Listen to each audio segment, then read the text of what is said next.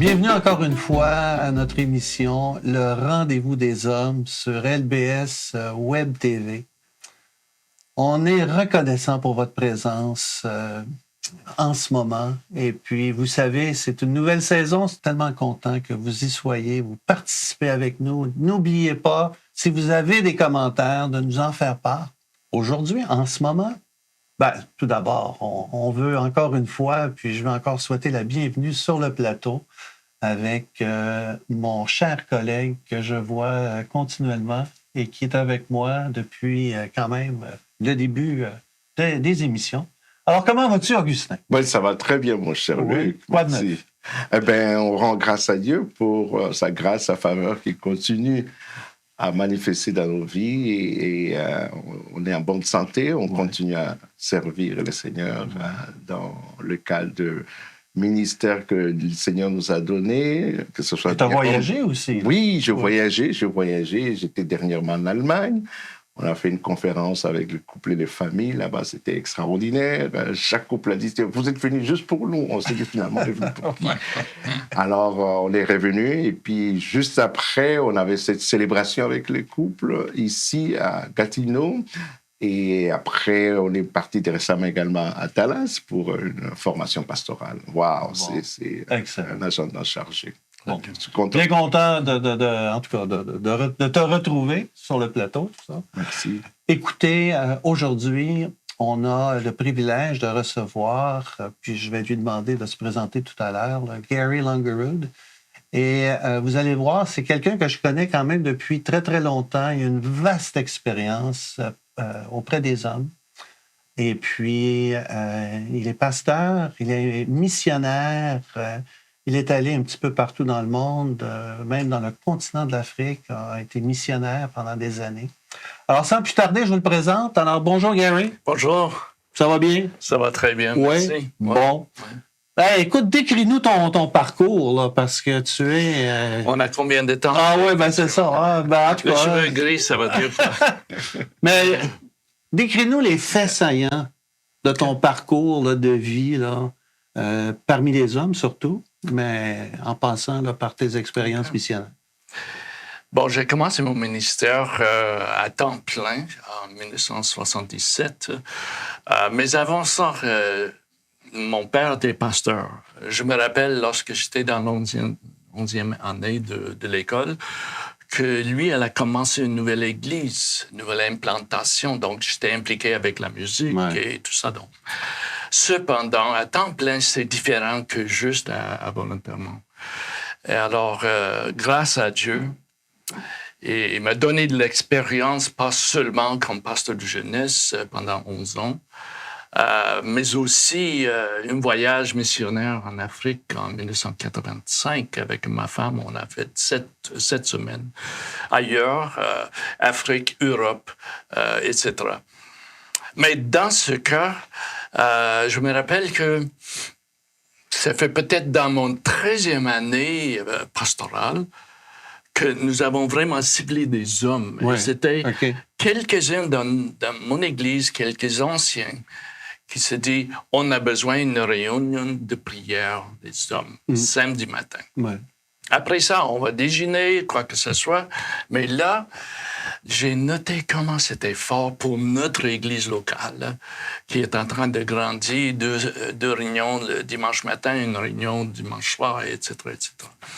Donc, à peu près 1995, quelqu'un m'invitait d'aller pour un événement à Seattle, Washington, homme de parole. Je me rappelle le moment que j'ai rentré dans la stade de 60 000 plutôt hommes en train de chanter How Great Thou Art. C'était quelque chose qui a frappé c'était spécial. Oui, c'était spécial. Et là, j'ai noté parmi nos hommes, peut-être on avait 15 ou 20 hommes qui se déplaçaient pour y aller. Et même le dimanche matin, on est arrivé, il y avait quelques-uns en train de pleurer de comment ils étaient touchés pendant cette réunion d'hommes. Alors, je connaissais ces hommes. Ils avaient des problèmes du mariage, ils avaient des problèmes de business, ils avaient le problème. et que maintenant, il s'engageait plus profondément. Bon. Mais c'est-à-dire que malheureusement, moi et mon pasteur senior n'avaient pas ciblé les hommes pendant mon ministère de 13 ans. Ça veut dire quoi? Souvent, c'est une optique assez loin pour les pasteurs qui s'occupent pas de leurs hommes. Qui est, effectivement, c'est un groupe, un département, si on peut dire, qui est vraiment la base de nos églises locales. Si on manque là, on se boite. Ouais. L'église. Dis-moi, Gary, ton séjour ici au Québec maintenant, là, avec les hommes, peux-tu nous décrire un petit peu? Là? Puis surtout ton implication avec Homme de Parole. Effectivement, ça fait 25 ans depuis qu'on est déménagé depuis Vancouver, ici à Gatineau. Et c'était le mois de juillet. Et le mois de novembre, il y avait un événement à Laval. Un événement de Promise Keepers. C'était en français. Probablement, il y avait 700-800 hommes. Mais il y avait, après ça, une période d'à peu près 10 ans qu'il n'y avait pas d'activité selon Homme de Parole du Canada. Ouais. Mais là, je me rappelle que mon fils, qui avait 12 ans en ce moment, à peu près, il a dit « J'étais avec toi à Seattle avec 60 000 d'hommes qui étaient ici, mais c'était plus intime. Et qui ne savait même pas le mot. » Mais il a eu quelque chose dans l'événement à Laval. Et alors, après ça, on a essayé de faire d'autres choses. Mais le problème existe comme ceci. Et j'aimerais juste dire que une question pour nous, chaque pasteur, parce que je suis dans le ministère, comment ça va avec des hommes de ton Église? Quand on parle des hommes, on parle de ceux de 18-19 ans jusqu'à 85-90 ans. Entre eux, on a ceux qui sont célibataires, ils ont des adultes. On a ceux qui étaient mariés, mais leur femme est morte, ou ils sont divorcés. C'est-à-dire, je suis seul encore, single again. Mm-hmm. Ils sont parmi les hommes de nos églises, des jeunes 18 ans jusqu'à... Mais ceux qui sont mariés depuis 1 an, depuis 10 ans, depuis 20 ans. Et alors, chaque groupe d'hommes, soit 20 ans, 30 ans, 40 ans, 50 ans, il y a un niveau différent, n'est-ce pas, entre nous les hommes. On arrive à 50 ans et nos enfants ont 17, 18 ans, ils quittent la maison et que voilà. Oui, justement, merci, Gary, pour cette présentation et pour cette historique. On respecte vraiment votre impact dans la vie des hommes depuis toutes ces années. Vous savez, on vit dans une société où certains d'entre nous ne reconnaissent pas la valeur de nos aînés. Et ceux qui ont impacté, ceux qui ont frayé le chemin, on veut vous honorer en tout cas pour cela. Nous qui travaillons, moi qui ai joint l'organisation Homme des Paroles récemment, on hérite de ce que vous avez investi et puis on veut ensemble continuer dans ça. Je voulais savoir une question. Quelle est, d'après votre expérience justement, la lecture que vous faites de la situation actuelle dans l'impact des hommes, dans la société et dans les églises avant tout? Bon, je commence encore avec cette réunion ici au Québec il y a 25 ans. Okay. Que voilà, malheureusement, il n'y avait pas 7000 hommes de parole à cette église, à un endroit. Il y avait 700. C'est-à-dire que dans les églises, les pasteurs ont des difficultés pour se réunir les hommes. Cependant, le problème souvent existe avec nous, les pasteurs. Parce que je me rappelle qu'un pasteur m'a dit ceci. « Hey, homme de parole, j'ai la confiance en eux, il n'y a aucun problème. Je suis content que mes hommes assistent des réunions. » Mais il n'a jamais assisté les réunions avec eux. Je me rappelle, après une grande réunion, il y avait 25-30 hommes dans son église. Un lundi soir, j'étais là. Le pasteur n'était pas là. Et les 25 ont dit « Let's go ». Ils étaient prêts pour aller, mais ils avaient besoin d'un leader qui va dire « OK, on s'en va ensemble. Pas un département de l'Église, mais effectivement, Ensemble. que là, le pasteur va cibler ceux qui sont à côté de lui. Ils vont me former comme Paul a formé Timothée, etc., etc. Donc, c'est ça que je vois. Et moi et Luc étaient dans une réunion de peut-être 1000 hommes à un moment donné. Et nous avons... c'était une réunion finalement en français. À l'époque, j'ai rencontré ceux qui étaient responsables pour Promise Keepers. Et c'était une réunion au Québec en anglais. Et je leur dis, mais écoute, les anglophones, ils peuvent aller à Kingston, à Toronto, à Ottawa, n'importe où, mais il n'y a rien dans la langue française directement, sans traduire, sans être traduit. Alors voilà, ça commence à tourner vers cette direction qu'en effet, nous avons une site web, nous avons cette émission en français et tout ça. Mais le diable, Satan, notre ennemi, ne veut pas que les hommes s'élèvent. Donc, peut-être tu peux juste citer ce verset dans 1 Corinthiens 16, verset 13. 1 Corinthiens 16, verset 13. Veillez, demeurez fermes dans la foi, soyez des hommes, fortifiez-vous. Dans d'autres versions, quand ils disent « soyez des hommes », c'est-à-dire « s'élève maintenant ». Il faut que tu s'élèves, prends courage, prends votre responsabilité. Je peux vous dire que les femmes sont en train de dire « ben, s'il te plaît, prends la responsabilité, c'est trop lourd pour moi. Et les hommes disent « bon, en tout cas », et les sociétés, n'est-ce pas, a dit que bon, les hommes, à ce temps-là, maintenant, c'est les femmes qui dirigent, ils sont plus responsables. Regarde, elle est assez haut niveau dans son travail. Donc moi, là, je suis un plombier, je suis un électricien. Et elle est quoi? Dans l'administration de Bell Canada, disons. Alors, la société a changé. Et d'être un leader, c'est pas une personne qui demande quelque chose. C'est pas un dictateur. Non, c'est plutôt les femmes et les enfants ont besoin de sécurité. Oui. Tout à fait. Donc, dans l'Église doit influencer notre société par le renvers. Selon moi. Justement, Gary, parce qu'on voit nécessairement que ça soit au niveau médiatique, traditionnel ou non traditionnel, on voit souvent l'image des hommes, hein, on est comme des abuseurs souvent. On est des crétins, on se fait passer pour des crétins, des gens effacés qui parlent juste de sport. Et puis, mais toi, qu'est-ce que tu entrevois là? C'est quoi tes pistes de solution? Tu en as parlé, là, l'implication des leaders, des responsables là, auprès des hommes, dans des événements d'hommes. Mais est-ce que tu vois d'autres choses? C'est quoi pour toi, là, peut-être deux ou la piste de solution que tu vois pour qu'il y ait un rehaussement de la vision des hommes dans la société?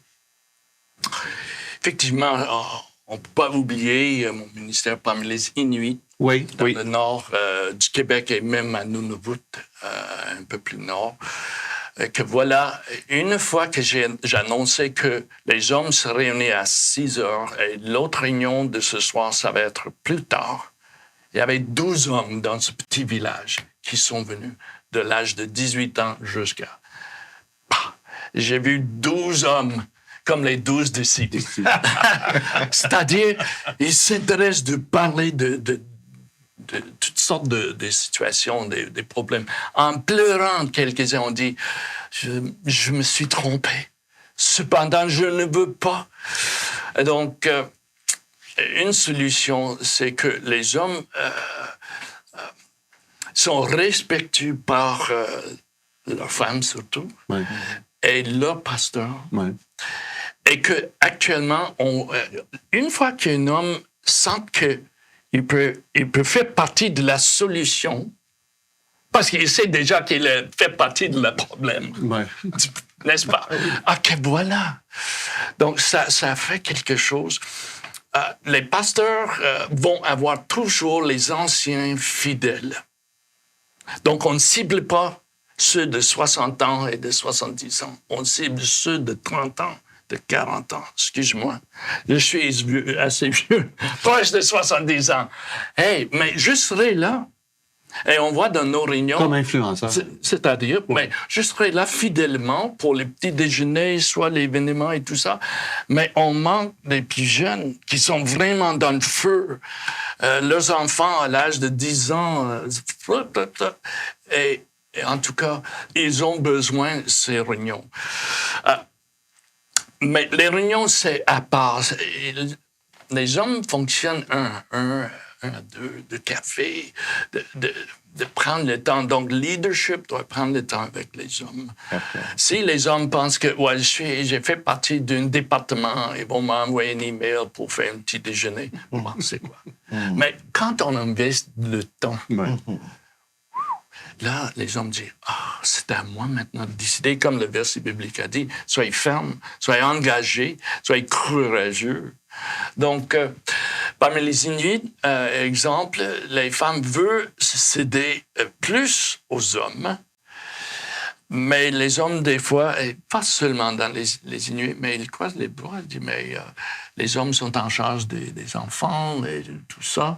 Donc, pour moi, je vais laisser les femmes faire ça. Mais Dieu, il n'est pas pour ça. Les Écritures parlent des hommes qui s'élèvent à tout le temps. Et donc, je ciblais des hommes dans l'Arctique et même en Afrique. J'étais là récemment au Burkina Faso, la Côte d'Ivoire et le Ghana. Et comme maintenant, et même moi, un temps court, 3 semaines, je regarde et je vois les hommes qui peuvent faire un complément de qu'est-ce que les femmes fassent. Parce que souvent, il y a des réunions de prière parmi les femmes. Et les hommes disent, bon, on est trop occupés. Et alors, il y a d'autres choses. Il y a du sport, il y a du travail et tout ça. Donc, une solution, je connais 2 églises, une dans l'Ouest canadien, un ici à Ottawa, qu'il y avait un homme et une autre, 2 hommes, 60 ans, 30 ans, qui s'est levé pour dire, on commence avec les hommes. Alors, à chaque semaine, ils ont une réunion de 35 hommes à chaque semaine. Excellent. Et vous avez parlé tout à l'heure également de cette tendance, l'ancienne tendance de l'homme de se considérer comme un guerrier par rapport à ce que réellement les Écritures nous recommandent. Est-ce que vous pouvez nous élaborer un peu? Depuis les dernières peut-être 10-15 ans, il y a des livres qui sont très, très bons. Et même, c'était écrit par les auteurs qui ne veulent pas que notre société dicte à nos hommes qui ne soient plus doux. Voilà. Parenthèse, féminin. Oui. Donc, voilà, s'élève, nous sommes des hommes, et alors c'est trop masculin dans le sens qu'il y en a qui n'aiment pas la chasse, ils n'aiment pas les sports, ils sont des musiciens, mais ils sont des bons papas, ils sont des bons maris. Alors, des fois, ils sont mis à part parce que let's go, jette la hache, des choses de même. Alors, ils se mis à part que, bon, je ne suis pas parti. Donc, si les leaders dans l'Église peuvent dire que c'est pour tous les hommes, il y aura quelque chose pour le jeune homme de 18 ans, 19 ans. Il y aura quelque chose pour chaque âge. Et même s'il y a peu de choses pour les anciens, c'est pas grave, parce qu'ils seront là. Ils sont fidèles, ils seront là jusqu'à la fin. À la fin. Et une ancienne dans mon église, il y a des années, en 1985 ou quelque chose, il a dit, Gary, ne prêche pas pour moi, parce que je serai là toujours. Mais prêchez, enseignez les nouveaux qui viennent dans l'église. Wow! C'était fort. Wow. Et ça m'a aidé beaucoup. Au lieu d'être trop profond pour nourrir les fidèles qui seront là parce qu'ils sont nés de nouveau depuis 50 ans. Oui. Non, formez les jeunes. Formez ceux qui viennent. Ah là là, ça m'a fait libérer. Ben, merci beaucoup, Gary, pour tout ton partage, surtout ton parcours, ta fidélité, à la fois là, pour tes voyages missionnaires pour le continent de l'Afrique et également pour Homme de Parole. Ça fait longtemps que tu t'es joint à eux et tu as fait rayonner le ministère, surtout au Québec. Alors, écoutez, vous avez entendu un petit peu là, qu'est-ce qu'il y en est là, par rapport aux hommes, leurs défis, leurs enjeux et surtout des pistes de solutions. Et encore une fois, Augustin, j'étais vraiment fier de te retrouver avec nous. Moi aussi, Et puis, écoutez, faites-nous part de vos commentaires. On remercie également Bertin qui organise et puis qui est notre soutien technique à la réalisation de non seulement cette émission, mais de plusieurs émissions que vous voyez sur le réseau LBS Web TV. Alors, faites-nous part de vos commentaires et surtout, revenez-nous à une prochaine émission du Rendez-vous des hommes et on vous souhaite un bon restant de semaine et de mois et on vous revoit prochainement. Merci. Merci. Au revoir.